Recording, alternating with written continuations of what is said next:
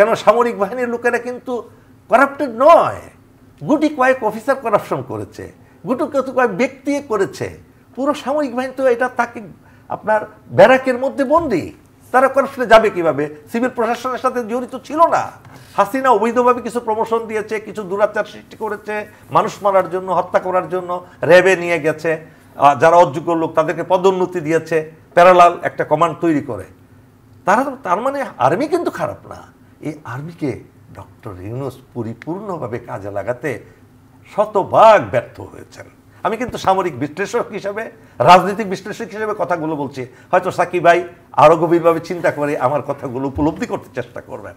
এই যে ব্যর্থতা, ডক্টর ইউনূস যদি সেই সময় 8 তারিখে 3 বাহিনী প্রধানকে নিয়ে বসতেন সর্বপ্রথম, কেননা এটা অন্তর্বর্তীকালীন সরকার, এটা কিন্তু গণতান্ত্রিক সরকার নয়, ওনাকে ডিপেন্ড করতে হবে সামরিক বাহিনীর উপরে। উনি পলিটিক্যাল পার্টি সাকিব ভাইদের উপর নির্ভর করলে চলবে না। সাকিব ভাইদের সাথে ঘন্টার পর ঘন্টা ওনারা মিটিং করতেছেন ঐক্যের জন্য, ঐক্য তো হবেই না, কখনো না। এই ওনাদেরকে পলিটিক্যাল পার্টিগুলোকে উনি কবজা করতে পারবেন না, ওনার অনুগত করতে পারবেন না, কিন্তু সেনাবাহিনী কিন্তু অনুগত করতে পারবেন। সেটা কি ভালো ব্যবহারের মাধ্যমে। জানেন সেনাবাহিনীর প্রতি কি বৈষম্য হয়েছে বিগত সরকারের আমলে? আপনারা জানেন না। এই আমলারা সেনাবাহিনীর অফিসারদের ওয়ারেন্ট অফ প্রেসিডেন্স অনেক নিচে নামিয়ে দিয়েছে। ব্রিগেডিয়ার, কর্নেল, এদেরকে আগে যে ধাপে ছিলাম তাদেরকে নামিয়ে দিয়েছে। এই যে এই ফাইলটা ডক্টর ইউনূসের কাছে পাঠানো হয়েছিল, সব ফাইল আমলা ফেলে রাখে, সব ফাইল এই পর্যন্ত যতগুলো চিঠি গেছে সামরিক বাহিনীর পক্ষ থেকে একটা চিঠির উত্তর আসে নাই। এই যে ধরেন আপনি আমার কাছে, আপনার বস আপনি চাকরি করেন আমার আন্ডারে, আপনি যদি আপনার চাহিদাগুলো আমার কাছে দেন, আমি যদি মাসের পর মাস সেটা ফেলে রাখি। থাকুন আমাদের সাথে, চ্যানেল আইয়ের অনলাইন প্ল্যাটফর্ম ফেসবুক এবং ইউটিউব চ্যানেলে আমরা আছি আপনাদের সাথে। জি, আপনি যদি আমার ফাইলগুলো, আমি যদি আপনার ফাইলগুলো ফেলে রাখি, উত্তর দিই না, আপনি কি আমার প্রতি অনুগত থাকবেন? সেটাই হয়েছে এখানে।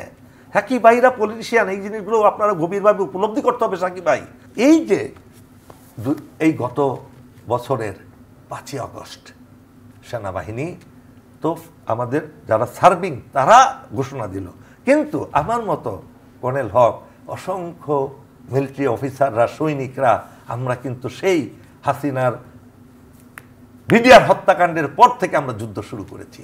এই জন্য আমাদের অনেকে জেলে গেছে, গুম হয়েছে, খুন হয়েছে, নির্মমভাবে নির্যাতন করা হয়েছে, তাদেরকে আয়না করে রেখেছে এবং দলে দলে আমাদেরকে চাকরি থেকে ফোর্স রিটায়ারমেন্টে পাঠিয়েছে, বহিষ্কার করেছে। আমরা কিন্তু যারা বাইরে ছিলাম আমরা বসেছিলাম, আমরা আন্দোলন করেছি এবং যারা চাকরিরত ছিলেন তাদের সাথে আমাদের একটা আত্মিক সম্পর্ক ছিল। তারা বুঝতে পারছিল যে আমাদের বাইরা যারা সিভিল ড্রেসে আছে তারা চাচ্ছে একটা পরিবর্তন। এবং আমি 2 আগস্টে, সাকিব ভাই নিশ্চয়ই শুনে থাকবেন, সব চ্যানেলে প্রচারিত হয়েছে, বাংলাদেশ না ভিপিএনে প্রচারিত হয়েছে, 2 আগস্টে যে আমরা বিদ্রোহ ঘোষণা করলাম সরকারের বিরুদ্ধে, আমরা সামরিক বাহিনীর লোকেরা মিরপুর ডিএইচএস থেকে, এবং বিশাল মিছিল বের করলাম। মিরপুর ডিএইচএস পুলিশ আক্রমণ করেছে, সেখান থেকে ছাত্রদেরকে ট্রেনে হিসড়ে পিটিএল লাথি মেরে তাদেরকে নিয়ে গেছে, আমরা বিদ্রোহ করলাম। সেগুলো তো আপনারা ইন্টারন্যাশনালি জানাজানি হয়ে গেল। তখন আমাদের মিলিটারি সফট কর্নার হয়ে গেল যে না, আমরা দেশের বিরুদ্ধে যাব না, আমরা হাসিনার মতো ফেসিস্ট লোকের কথা শুনবো না।